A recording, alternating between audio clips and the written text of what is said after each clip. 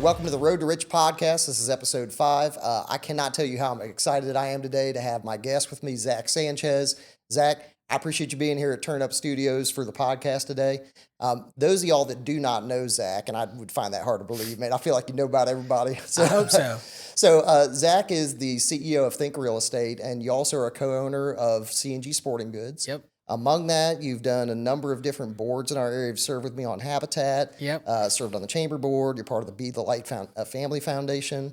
And you're a notable Knoll winner back in 2023, man. So, man, I'm glad to have you on all those things, and I appreciate all your contributions to the community, man. Absolutely. Likewise. Hey, Yeah. I appreciate you on the Habitat board. You kill it on there. Yeah, man, it's fun. We had a dedication today, and it was awesome, man. The family that got in there, and I don't know if any of y'all support Habitat or not, but I would implore you to do so. That changes lives, man. It The lady really that got is. in there today has young kids. She's had a rough life, and they got in that house just in time for Mother's Day, man. It was beautiful. Oh, dude, that's so cool. I missed that. Yeah, it was great, man. It was great. So, I'll get things started with you, man. Yeah. I find your journey fascinating, man. As I've learned more about things that you've done, there's definitely some things that I just, I'm amazed by, and I want to ask you questions about. Yeah. The first of which is, you kind of got your start working in your family's business. They had a restaurant, and as a young person, man, you were in there and seeing things that your family did. How did that shape your entrepreneurship journey from early on? Yeah, for those people that work in the restaurant business or just kind of know about it, it's a really tough industry because you have a cook, you have a dishwasher, you have sales, you have servers, you have hostesses, all these things. And so one is it taught me how to work really hard. So, when we first opened it up, it's all hands on decks. And then 2, it just taught me how to have people skills. At 12 years old, I'm having to sit with people to learn how to have interactive conversations with adults who walk in the door and seat them and ask, how's your day? How's your kids? All those things. And so it taught me really a lot about handling people. And then, obviously people are upset that their food took forever. They think it's overcooked or the cheese dip's too spicy. And so you got to learn how do you navigate those conversations? I think your mom's empanadas are beyond The best, reproach, aren't they? man. I Yeah, know. That's what got you in the they should not be neighborhood. questioned. Yeah, they got you in the neighborhood. Yeah, that's not wrong, man. Yeah, I agree. And I've had thoughts that I feel like my time working in restaurants taught me some really valuable things. And I think everybody would be well served to work 6 to 12 months in a restaurant. Yeah. Just to learn to appreciate the value of that kind of work, man. It teaches you how to multitask, right? Yeah. So you got 7 tables, 1 coming up. So you have to time your order, time your drinks, time this, memorize things. And so, I don't know, I'm a big fan of people who work in restaurants. I think if you're successful at working in a restaurant, I think you got a bright career ahead of you. Yeah, that's awesome. So that's not the only thing you did as a young person. And something else I did not know about you until I was kind of researching things for today is when you were 15 years old, instead of thinking about learner's permit and all those things that kids think about, you bought a piece of real estate that you turned into an investment property. Tell me about that, man. That's fascinating. So I did think of all these things. So here's how it kind of shaped out is ever since I was younger, I've always wanted to make money and, whatever that looked like. Kind of had that spirit of, hey, I'm going to buy a candy bar and sell it to you for 2, right? Yep. And so my parents are hardworking people, but they weren't like some business savants and had a bunch of real estate or anything like that. But my dad goes, hey son, like everybody wealthy I know owns real estate. So he's like, that's all I know to tell you. And so I'm 15 years old and I've saved up, I've saved up about $10,000 roughly from just like working in the restaurant. I saved every penny I made there. Mm-hmm. And so I'm 15 and I walk into my dad and like, Dad, yeah, I want to buy a car. And my dad always said, hey, like whatever you spend, I'll match you. So that was the plan. Mm-hmm. So I'm thinking I want a red convertible Mustang. Like that's what I want. And I got my money and I'm ready to be cool and drive my convertible Mustang. Yeah.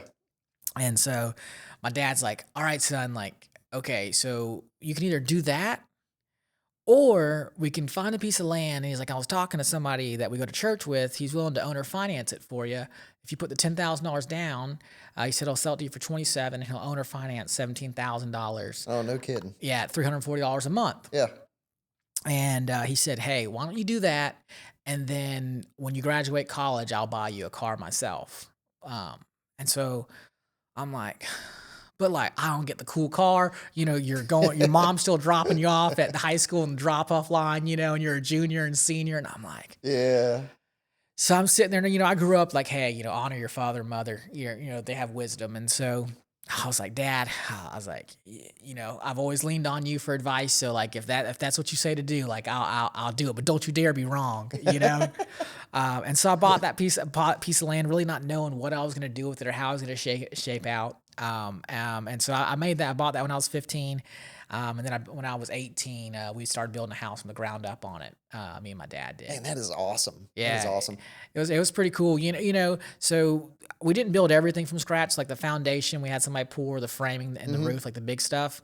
But sheetrock, electricity, plumbing, cabinets, trim, paint, like all that things we did. And I was super blessed where I had people that would come over and teach me. Yeah. So like owner of electrical company would come and show me on every Saturday. He'd tell me, hey, here's where you're going to start with your box and you're going to make home runs. The plumber would come teach me on a Saturday. Hey, here's what you're going to do this week for plumbing. Man, that's awesome. And so I learned how to build a house from scratch. Sounds like Habitat, man. Yeah, I know, right? It's basically like Habitat, Yeah.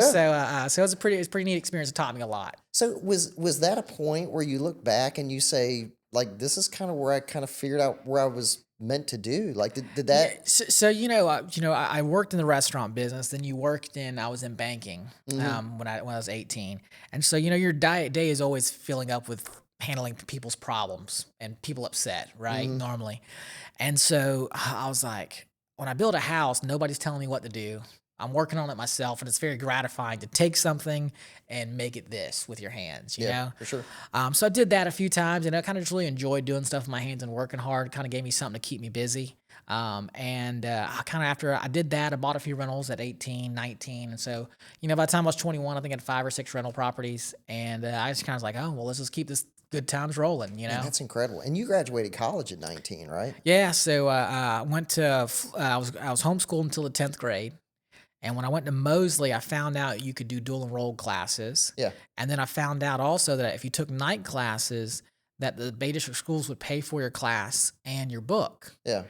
And so I was like, well, that's basically free college. Yeah, that's awesome. So I started playing. I found out I was going to go to school for business. So I went and got my curriculum and I started mapping it out. Like, what did I take now and what I could? And I mapped out that so I could graduate when I was 19. So did that Mosley, went to Gulf Coast for a year, and then went to FSUPC for a year, and I was able to knock it all out. By 19, that's killer, man. So it was cool. It's cool.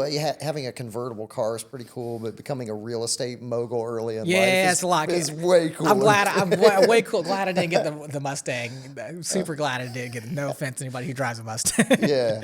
So what was the spark that led you to start Think Real Estate? How did that become a thing, and how did you know it was time to launch that? Yeah, so I was working in banking. So what happened is when I graduated college at 19, I didn't know what I wanted to do. So I had some real estate that I would do, but I didn't really know like what I wanted to do. And so I asked one of my professors, Gary Bliss, who I really looked up to, and he's like, he said you should get into banking. I was like, okay. So I get into banking for a year and a half, and banking's great, but there's a lot of red tape in banking, and I learned I don't like red tape. Yeah.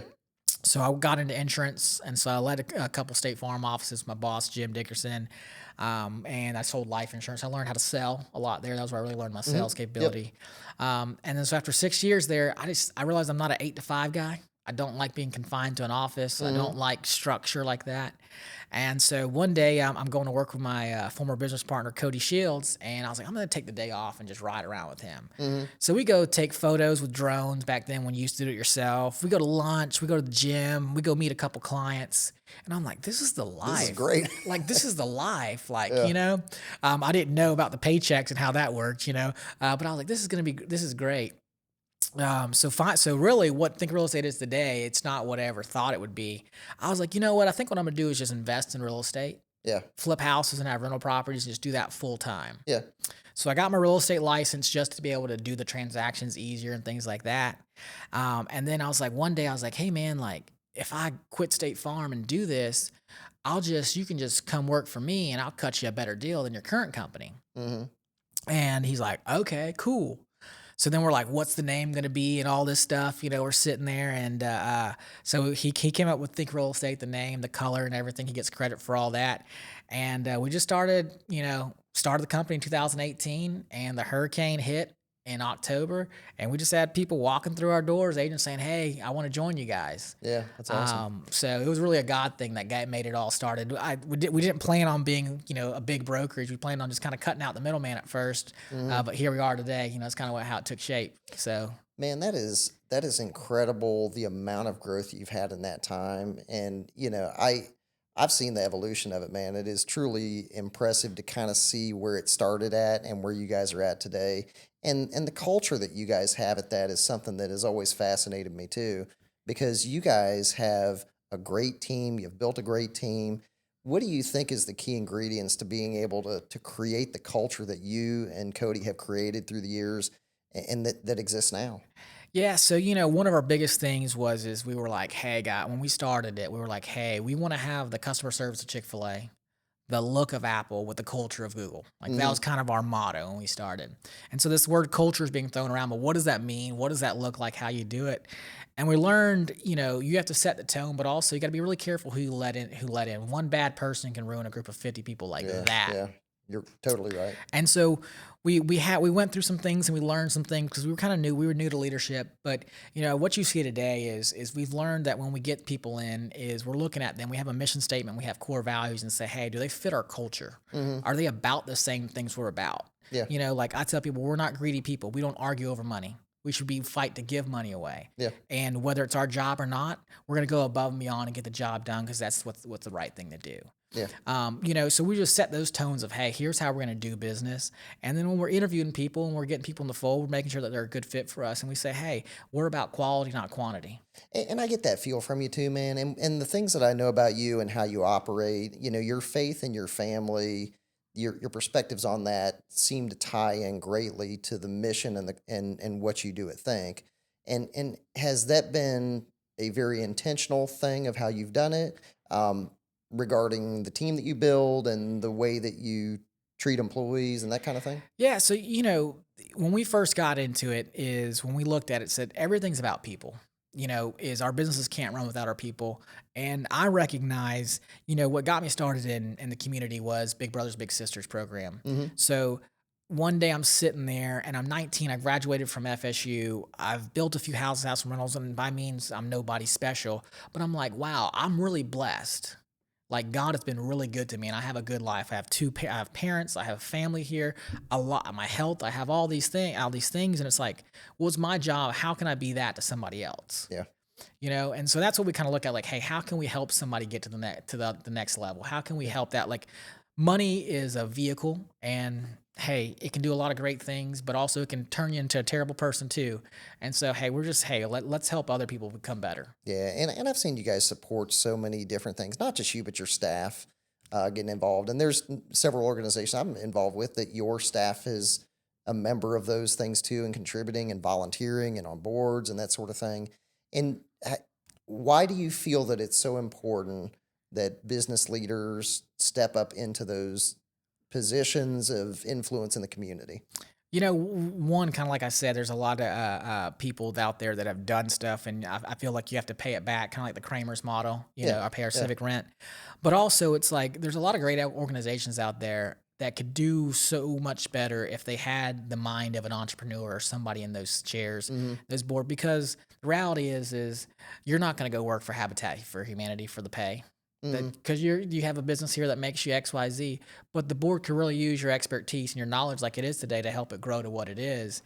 And I think we'd be doing a disservice to our community if we don't pour back into something that's paid us. You know? Yeah, yeah, no, I agree. And what's funny about it is we volunteer our time, we give it up for free. But I think that the cascading effect of those impacts in the community is just amazing. You think about Habitat or a different organization, the chamber, like if the best business minds are behind those kind of things, you can make such a difference in our community. And I feel like you see it with the last, 5-10 years of what's become in Bay County, man. And that's one thing about Bay County is people that live here and work here give their time and they give themselves to better the community. And I love that about this place. We're super fortunate here. I mean, like you said, we've served on so many boards together, and you just look at everybody, and everybody rallies together to better. And the Hmm. thing is that habitat for me, or that person that we got in that home, they're gonna stay here longer, so they're gonna be employed by their employer for longer. They're Hmm. probably gonna be a better employee for that business owner.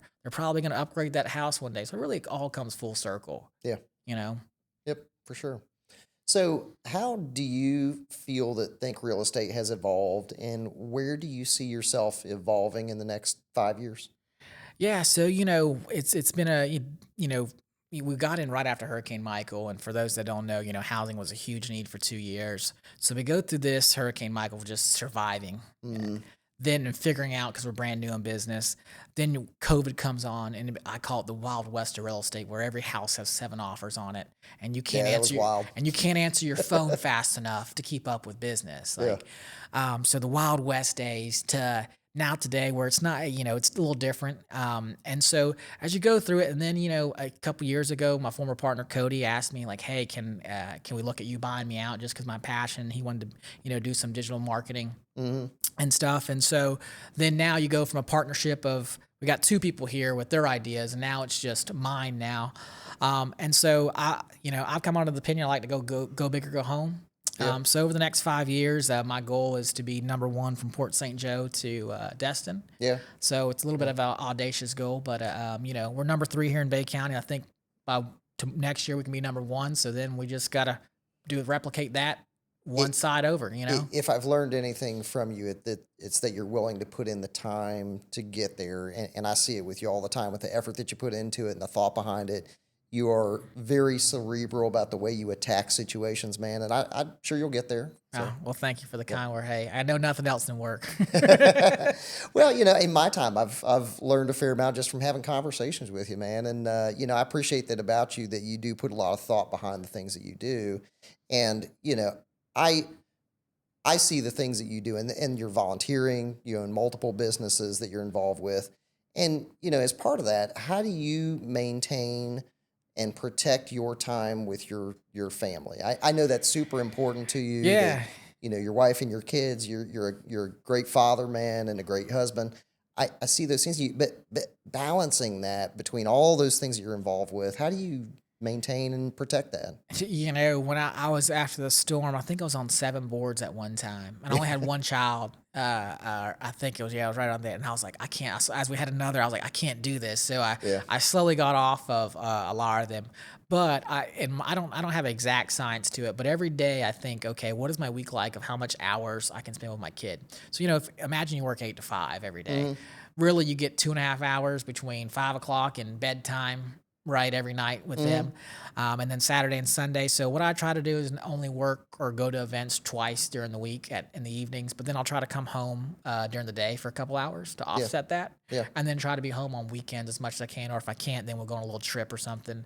But that way, I never want my kids to say my daddy worked. I never saw him. Yeah. So my goal is how do we get it? It's not consistent every time, but you just got to be very conscious of it. And then when you're there, it's like, hey, let's put the phone down. Yeah. I mean, I'm guilty of it where it gets me sometimes, but just be Well, present. and in your world too, because real estate is kind of like all the time, and people can call at night with issues and things that come up and needing to see properties.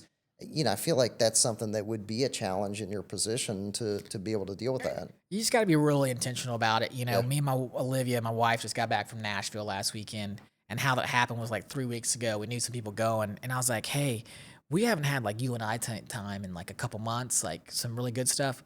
Let's just force ourselves.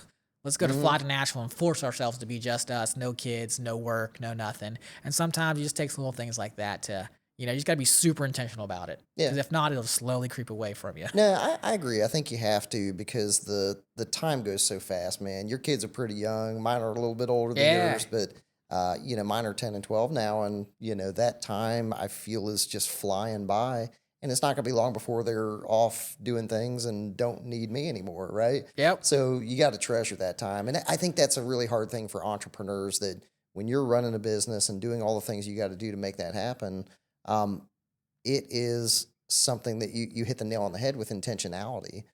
Carving out that time for them is critically important. It really is, and it's super hard, and it's always a struggle. I feel like one day I'm doing great, and the next day I'm terrible at it. Well, and but that's why sometimes you take that vacation Yeah. and you make that time, because if you don't intentionally make that time, man, it just every day gets occupied with something, and next thing you know, 5 years have gone by, and kids are halfway grown up. So Yeah, I always like to ask somebody who's retired or been an entrepreneur or very successful in that world.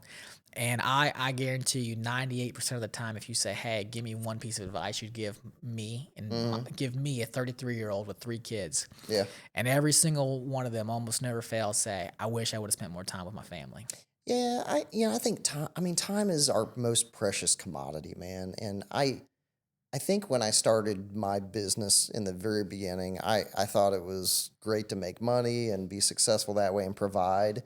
And as time's gone on, I'm trying to buy that time back, right? Mm-hmm. And that means putting people in a position where they can help to run things and Yep. manage things that way.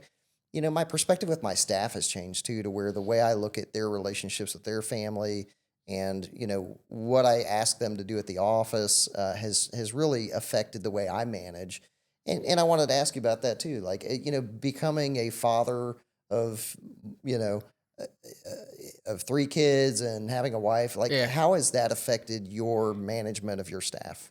I always go back to like, hey, there's single Zach's mindset, there's married Zach's mindset, and with kids, and so it really just helps you have empathy and sympathy for all the situations that people go through. When I was single and managing 15 people at State Farm, I had no idea what it's like to have a sick kid and call into work. Hmm. To me, it's like, why can't you just figure that out? Can you just call somebody? But it's not that simple. And so, my wife she's always taught me to be a little more empathetic, sympathetic about things with Yeah. people. And then also, I've just learned family's our most important thing. So it's like an employee came up to me and said, hey, I got a little family emergency I need to go handle. I said, just go do it.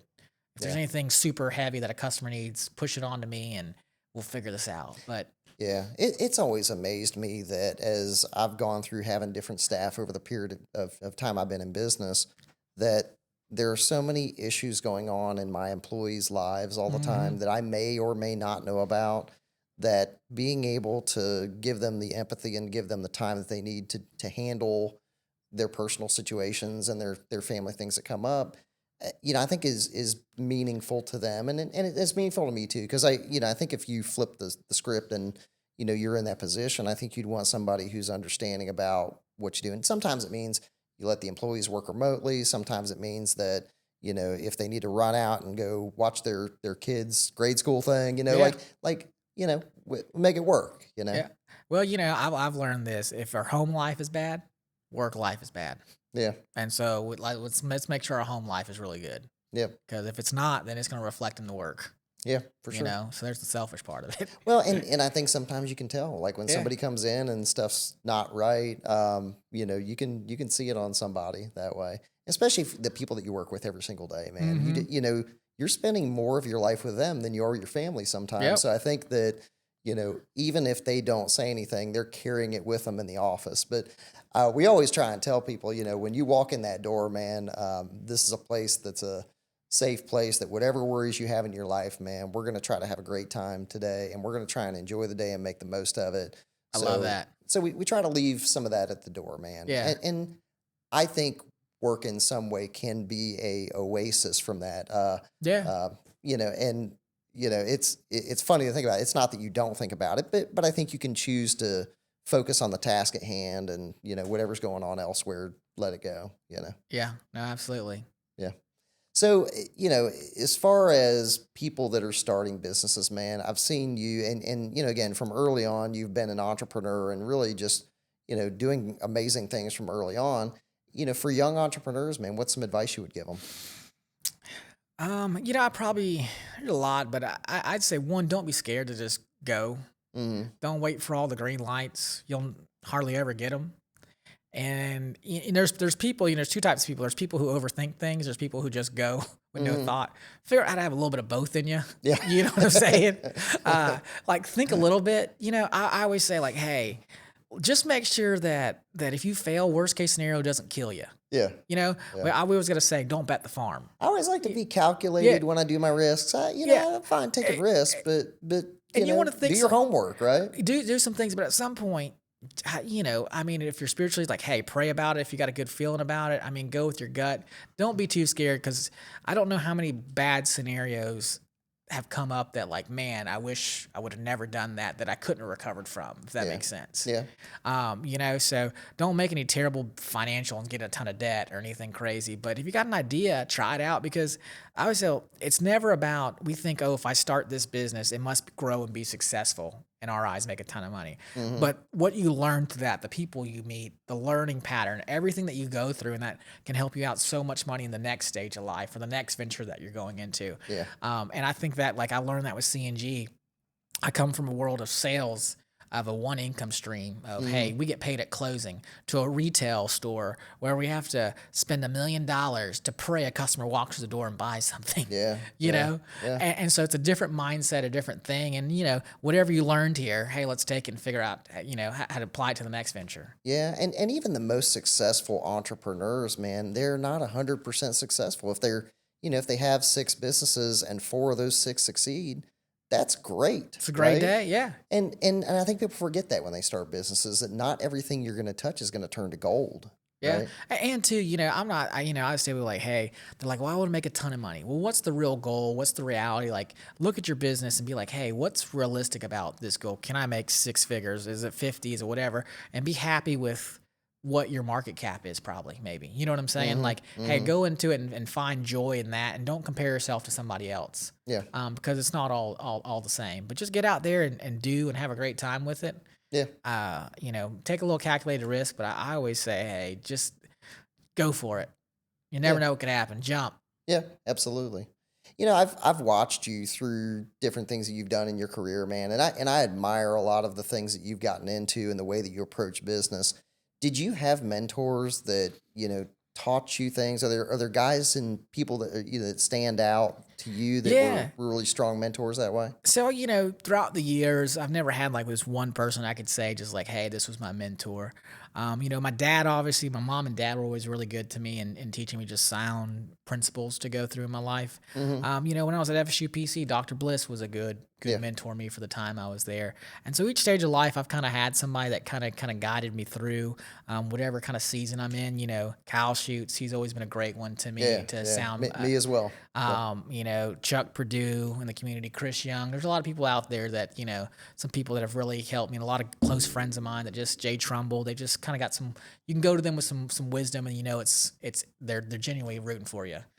And I think that's a big point of why you decided to do this podcast, is because the people that we talk to, have so much great knowledge inside of them that can be useful to other entrepreneurs, right? Yep. And when you're going through it, man, I feel like in the beginning, nothing, right? And everything is like, you got to figure it out. But being able to have that knowledge, and I hope that, my great hope is that this podcast touches the lives of other entrepreneurs that are thinking about it, that are ready to make that jump, and can save them some of the grief that we've gone through in our journey that way.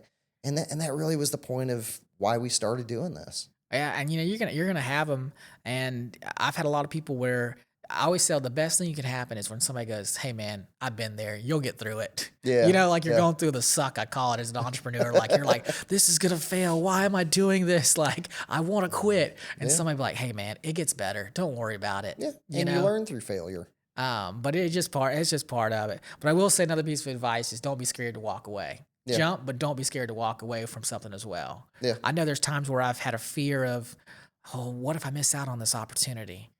But it's like, hey, don't be scared to walk away. Well, and do you take an analytical approach to that? Is it a gut feeling for you to know when it's time to? I try to have a guideline of what I want to accomplish each year, and I say, hey, I'm realistic. I've learned I now only have a finite amount of time now, and I have to say no. I like to take on more than I should, really. Yeah. And so I have to go, Zach, are you really going to put 100% into it? If I can't put 100% effort into it, I'm like, Zach, just say no immediately. Yeah. So, it's like if somebody says, hey, Zach, do you want to start this group? How many hours a week? It takes 4 hours a week. or 4 hours a month. I don't have that. I'm sorry. Yeah. Like, you know what I'm saying? Like, I'm scared, like, hey, I don't have the time. I have to really process it. I'm like, I don't have the time to do this. You know, Yeah. is my family getting the best of me? And is my business getting the best of Yeah. me? Because if those two aren't, I got no business jumping to something else. And there's only so much of you to go around, man. I mean, you can only do so much yourself in the scope of a day, and that's where you're right. Sometimes you have to draw the line. Um, I think some of the most successful business people in the world. You think about it, man. The guys who are billionaires, right? Yeah. They aren't making all of the decisions for each of their businesses during the course of a day. They have people that run those for them, right? Mm-hmm. And I always find that fascinating as someone who started businesses that, in the beginning, I think it was making money and, hey, if I do 20 hours of labor, then I get to bill Yeah. this, right? And now my mindset has changed to where if I want to start anything new, I want to develop a business and have someone else run it Yeah. and then be able to develop something else and have somebody else run it. And it's more of a hands-off approach. And to me, it's interesting to get to that point because if I was going to do it again, I would find things that I could build and then have someone be able to handle running Mm-hmm. those things on my behalf. Yep. No, I agree. You know, you can only do so much in a day. And I was just talking to somebody who I really admire in business and does well, but he's like, and this is somebody who's 40 something years old, been doing this for 20 plus years. He's like, I still haven't learned to delegate. And I'm like, man, after 20 years, I said, you're going to be stuck It's doing it. hard for some people, man. Yeah. I said, hey, man, probably in our world, because we can't pay them enough, we're not in a Fortune 500 company, Yeah. nobody will ever do it as well as you, most Yeah. likely, unless they do it a few years or whatever. I said, but if not, it's stuck to you doing it yourself, and go bless somebody else and empower them to go do it. So how have you learned to delegate over the years? One, out of necessity. Yeah. But no, a few years ago, about 3 years ago, I hired a leadership coach. Yeah. And we kind of worked on some things because I used to be a very big micromanager Yeah. because I want things to be perfect. Yep. If you hired me in a real estate deal, you entrusted me to watch out for you, and I take that very seriously. So it's hard for me to delegate those things and kind of not micromanage everything. But I just learned I can only do so much. I can only take on so much and do it well. So for me to grow and to scale, I have to learn to delegate. Like, I have no other choice. Do you think it's more of a function of the people that you've hired, or do you think it's a function of yourself to be able to learn to trust those folks that way and empower them? I think it's the latter. Is you got to focus on, do you have the trust and ability to delegate to them and trust that they'll get it done. And the reality is if I delegate this, in your heart of hearts, do you believe that person's going to get it done? Yeah. Trust them. And 9 times out of 10, if you're fearful, it's because you're fearful because you don't really truly trust them. Yeah. And that's the question you got to ask them. Hey, are they capable of doing the job? Yeah. Are we delegating to somebody who is capable or not capable? Yeah. And that's where you got to make sure you have the right people on the right seat of the bus. And you know what? Here's the thing. My leadership coach, I'll never forget this. He goes, your employees have to know that if you give them a task and they make a mistake, then even though the mistake costs you a lot of money, you still have their back and trust them just as if the day before they made that mistake. Yeah. And I had an employee make like a $10,000 mistake, and I was pretty upset that day. And I was reminded of that statement of like, hold on now, we knew this day was going to happen. I now can't treat that employee differently, because if not, she's now going to feel belittled and not make it go forward. And so you just got to learn to let some stuff go and just realize that mistakes are going to happen, and it's just part of the journey.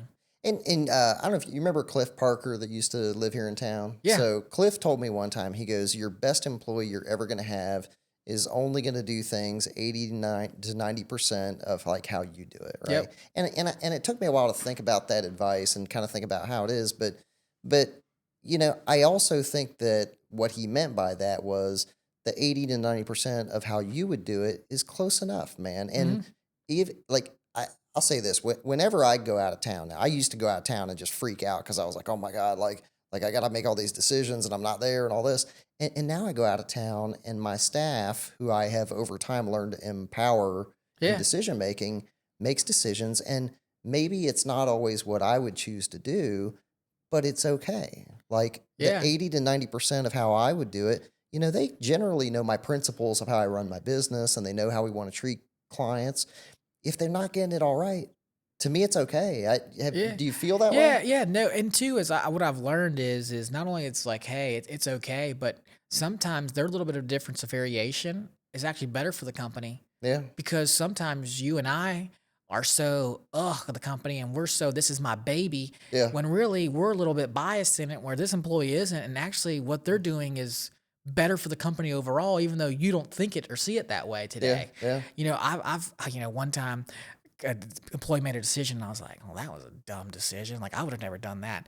And then this other employee comes up like, "We're raving about what he did here. It was fantastic." And I was like, "Well, I guess I was wrong," you know. And so, if you get the right people, and over time, like you kind of Yeah. said, like, hey. Your culture now becomes them too, not just Aaron Rich, right? It's the Aaron Rich marketing team, It and it's now absolutely. not how you would do it; it's how would the team do it. Man, 1,000%. You mentioned Chuck a few minutes ago, man, and Chuck said something to me. I think at one of the meetings that you were holding that I attended, Yeah. and what Chuck said was he has people come in and make recommendations, and what he does is he then at that point empowers them to be the one to implement that change. And Mm-hmm. that to me was fascinating because when somebody comes you with an idea, well, now that person owns that idea, Yep. and it's your job to help get that in. And because you've come to me with that initiative, well, now you're going to take the next steps and get it implemented. Yep. I thought that was fascinating. And I've started doing it in my business, man. And I promise you that now when people come and they start doing that, everybody's a stakeholder. Yep. And that's a beautiful thing because now, my staff knows when they come to an idea and we're going to implement that, man, they are the change maker. It's not just me making it, man. I promise you, Chuck's advice on that has been hugely impactful to us. Speaking of that, so Leadership 10 is who he hired to Mm. revamp the organization when he got in, and so that's who I hired as my coach. And then they came in and revamped our team, and we met as a team, and we kind of learned there's something called a DISC assessment. I don't know if you've ever done a DISC assessment before, but it tells you your Mm. personality traits, and it makes you like if I'm a high C, which means I'm very compliant. I'm kind of like an engineer brain. I got to follow steps 1 through 10, Mhm. right? Versus you got somebody who's a high I, they're a people person. They just love hanging out with people all the time, but they may not, their C brain's low over here. So when they make a mistake, it's not because they don't care, they're not good. Their personality is, I just want to talk to people. That's what I'm Mhm. good. And so what we did is we learned how each other's strengths and weaknesses and to value one another's strengths, but also understand their faults Mhm. together. Mhm. And then too, as we came to that, the saying we have is people help support a world they help create. Yeah. And so if it's their idea, well, let's come on. Because if it's all Zach's idea, it's only going to be as good as the marching orders I give. But I'm Yeah. like, hey, you bring ideas to the table. You help make this company. So now they're a part of the company, like you said. It's amazing how different that is because when you're giving someone instructions, right? That's one form of leadership, but I think it's so much more effective when you instill the principles and the values of your organization. People know what that is, and then they're the change agents to that. It's so much more, and we have evolved in the last couple of years as a business at my marketing company so much faster because those folks that are working with me, they're the ones making the changes. It's been amazing. No, So, that's awesome that you've been able to get there. It's a neat journey as you go through it. As I've realized is it's somebody told me this one time. He said, "Hey, I tell all my employees every day that you are actually a 1099 employee. Not really, but like if you don't do a great job today, we won't have mm, business tomorrow." hmm And so what it did was it programmed to teach your team to stop thinking of themselves as an employee and a paycheck to hold on now. If I don't do a good job, I may not have a job. You know what I'm saying? I said, yeah, hey, yeah, let me swap your gears here, okay? yeah, If you don't do a fantastic job, our customer is no longer happy. yeah, I can no longer afford to pay you or give you a raise or all the things you want. So if you don't do this, it's not me upset at you. It's the customer, yeah, you know? yeah, And so, but what that helped us with was we learned was like, hey, y'all are bought into this thing. yeah. Y'all want to make more money? Figure out how to make this company more money. That The- mindset is tremendous when you it- can get people thinking like that because I think that's the difference between working for somebody and a mindset of ownership is that hey, if I'm going to make this thing great, I'm the one that makes that change in it. Yeah. And I've kind of learned, and probably you're probably this is where you're at, is like, I always say, hey, like my job's to fly 10,000 feet and Mhm. see everything at a glance Mhm. and kind of advise you and kind of see where we're going and things like that. My job's not to get boots on the ground, Yeah. And so I say, hey, it's your job. It's your world down there. You run it. You Yeah. know, my bad problem is sometimes I fly down and start taking charge and messing things up. It's funny, man. So in the beginning of things, I was doing the hands-on work, right? And then over the period of time, I became kind of like a manager of tasking and that sort of thing. And then I became someone who is kind of, above the managers and giving directions that way. And now I've kind of moved to where I'm in an ownership position, right? Yeah. And I feel like I've done that because I've been the problem, right? And Yeah. and it sounds like a weird Yeah. thing to say, but I realize that I'm impeding progress within the organization when I'm a stopgap for those staff members to do the things that they need to do effectively. And so I've Mhm. consistently keep taking these steps back to empower people to make decisions, empower them to have responsibilities to where I'm not impeding it because I'm time limited, Yeah. right? And so it seems like a funny thing for me to say when I say that, but I've found that that's the evolution of me as a business person over time. Do you see any of that Yeah, on your side of I've things? definitely. I remember a meeting about 2 years ago. I was sitting in it and I was asking questions. You're like, "Yep, it's already been done." Then the next one, I was like, "Okay, what about this?" "Yes, sir, it's been done." I was like, All right, let me so go I, home. I was like, so I guess I'm getting in the way of things. Yep. Like, I said, I probably just need to get out of this office and let y'all do your job, right? They're like, Yeah. yes. I Yeah. said, okay, I'm leaving. When You I'm know, when I'm not there, Zach, everybody makes decisions. And if I'm sitting there, it's like, I might get questions about the same decisions, but if I'm not there, man, they just make decisions. yeah, I It's love it. okay. Yeah.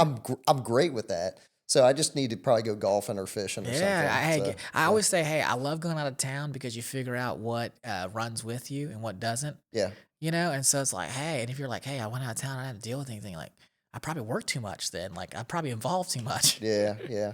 I was talking with somebody today about you, man. Mike Wynn and I were talking Oh, Mad Money about Mike. going hunting and all Yeah, that. And I yeah. guess you took him hunting one time, Oh, we but had a great time. yeah. Do you find that being able to detach for a little bit is good for you from a business standpoint? Does it give you the clarity you need to come back and be re-energized? So the way my brain works is I'm a deep thinker. So it's really important for me to like, if when I go home, sometimes I want to how I decompress is my wife's gonna get on TikTok because that's her brain. She wants to interact Hmm. because she's an I. I'm a C brain, so I just want to sit alone and compress and go through my entire day and think it through. And so what I've learned is we get busy and stuff. You don't have time to do all those things. So I was joking. We went to Nashville and we had a spa day. So I'm like an hour in the steam room and an hour in the massage. And I get out of it. My buddy's like, well, how was it? I said, I think I solved all my problems. I finally had time to think for once. You know what I'm saying? Yeah, I was like, I know the answers to all these things, you know? yeah, And so I'm always, my staff always says, if I go away from it for a period of time, they're going to come back and I'm going to come back with a bunch of ideas. They're like, they have yeah, notes ready. They're like, all yeah. right, he's going to come back with all these things. I'm like, yeah, because now I got time to think. Absolutely, man. And And you so I don't think it's get that during important. the course of a workday because I'm sure in your world, your phone is buzzing constantly and people are asking you questions and all that.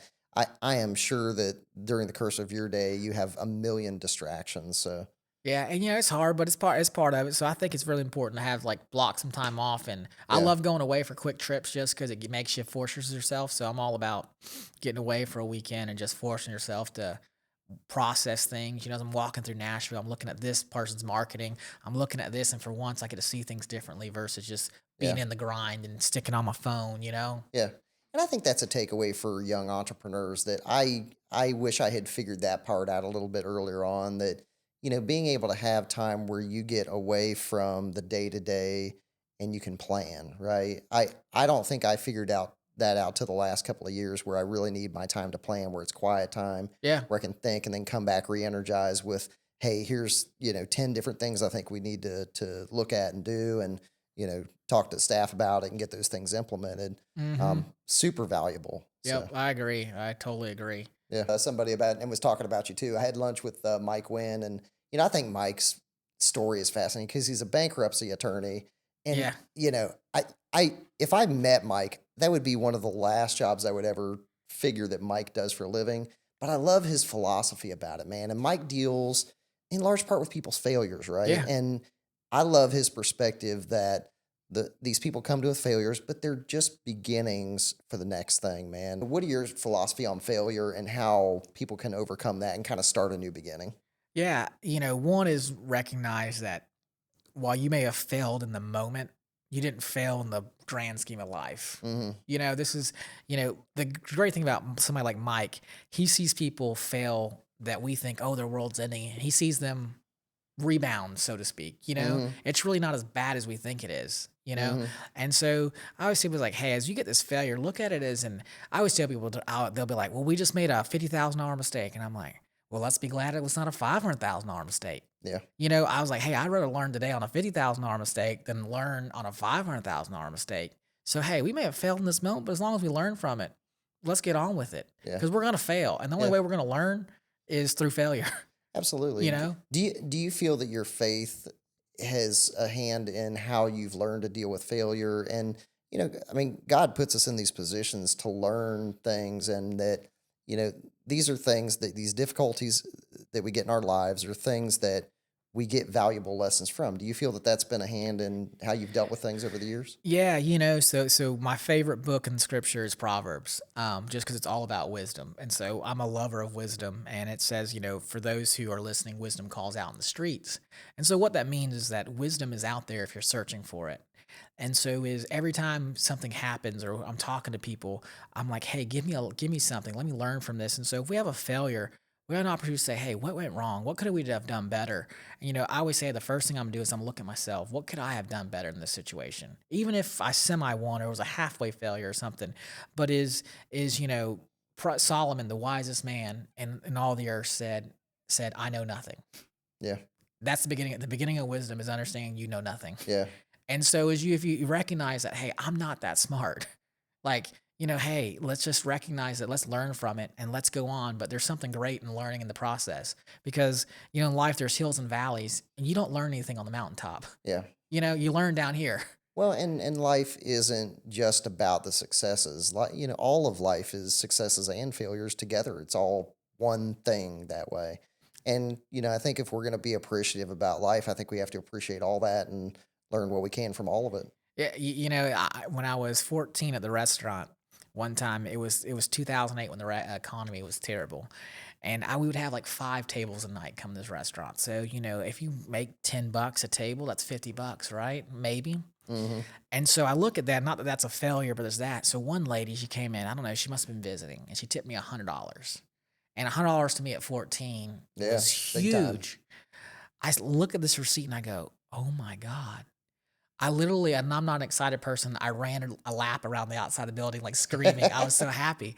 But the thing is I would have never appreciated it had I've been not tipped or been tipped lower. So it's like, hey, the success, you could never appreciate it had you not had the failure. Yeah. Because you don't realize, like, man, I dug myself out of this. This is great, you know? Well, I think that being able to build your own success in life too, maybe has made you appreciate the things that you do have now, man. And you've had tremendous successes through the things that you've built through real estate, through CNG, through your community involvement, through your family. And so I'm very excited to kind of see what's next for you. Yeah, me too. Yeah. Now, I just learned if we can just put God first and take care of today, he handles the rest. But are we putting Him first? And that's the question we got to ask ourselves today. Did we put Him first? Yep. And I think if we did that, the rest will take care of itself. Yeah, then it definitely will. So. Awesome.